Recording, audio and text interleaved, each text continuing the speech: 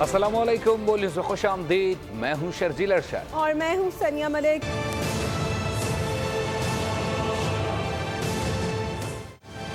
اور کچھ بات پنجاب میں سیلابی صورتحال کی کریں گے۔ ستلج اور چناب کے خوفناک سیلابی ریلے اہل پنجاب کا بڑا امتحان بن گئے۔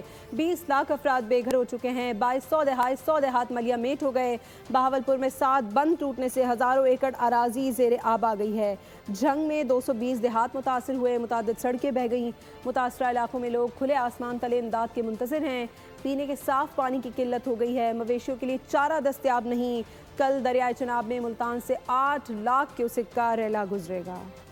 راوی نے لاہور ڈبویا کنارے کی آبادیوں پر قیامت ٹوٹی۔ راوی کا سیلاب چیچا وطنی میں بھی قریبی آبادیوں میں داخل ہو گیا۔ لوگ مال و اسباب سمیت ہجرت کرنے پر مجبور ہو گئے۔ فیصل آباد کے قریب دریائے راوی میں سیلاب سے سینکڑوں ایکڑ اراضی اور فصلیں متاثر ہوئیں۔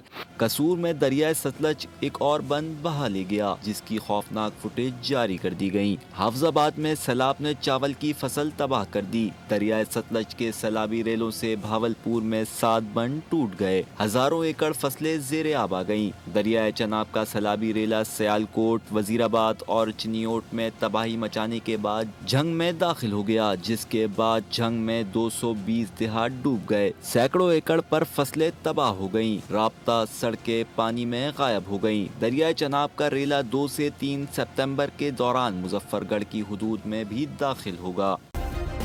سبسکرائب کریں اور بیل دبائیں تاکہ کوئی خبر رہ نہ جائے۔